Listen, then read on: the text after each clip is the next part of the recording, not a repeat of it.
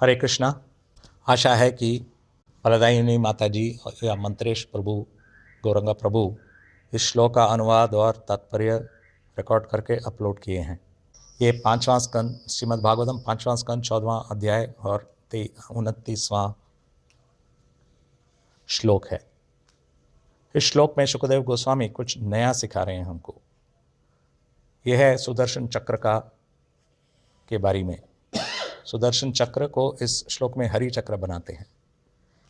इस चक्र का सेवा क्या है? समय को नापना। आध्यात्मिक जगत में समय का कुछ असर नहीं है। दिन चलते बीतते जाते हैं लेकिन कुछ भी ख़त्म नहीं होता है, सब नया होता है।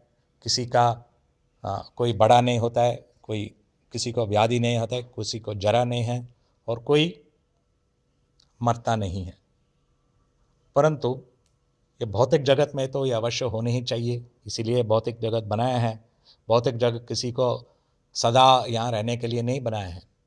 भौतिक जगत इसलिए बनाया है कि लोग बीतते हुए जीवन देख के कुछ सीख के जानते हैं कि ये जगत मृत्यु जगह है, यहाँ मुझे नहीं रहना है, यहाँ मुझे सुख नहीं पाना है। तो ये काल चक्र चलते ही रहता है। जब ब्रह्मा का मृत्यु होता है तो वापस ये रुक जाता है और सब ब्रह्मांड भगवान विष्णु के शरीर के अंदर चले जाते हैं। हर आदमी, कोई भी व्यक्ति इस काल चक्र से बच नहीं सकता है। जो भक्त नहीं है या कोई भी भक्त भी मृत्यु से डरते हैं या समझते हैं कि वो किसी को मृत्यु से बचा सकते हैं या किसी का जीवन को बहुत सुखी बना सकते हैं।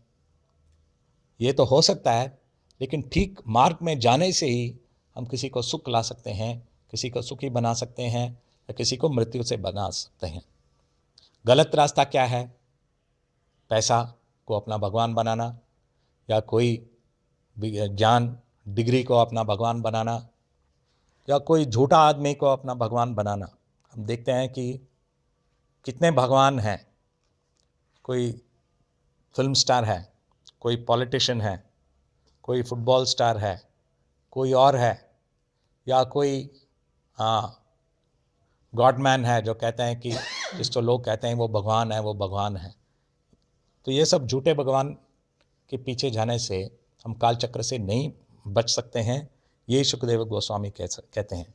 जैसे अगर किसी को एक शेर किसी व्यक्ति के ऊपर आक्रमण करेगा तो क्या कोई कौवा या कोई और चिड़िया उसको बचा सकता है? नहीं। ये सब जो झूठे भगवान हैं, उससे वो किसी को मृत्यु से नहीं बचा सकते हैं, काल चक्र से नहीं बचा सकते हैं। काल चक्र से बचने का एक ही रास्ता है, भगवान श्री हरि जिनका वो चक्र है। जब हम जानते हैं कि भगवान ही सब कुछ है और हमारा प्रकृति ये है कि हम भगवान को सेवा करेंगे, हमारा और कुछ रहने का, हमारा बनने का कोई और कारण नहीं है। भगवान हमको इसलिए बनाए हैं कि हम उनको सेवा करें।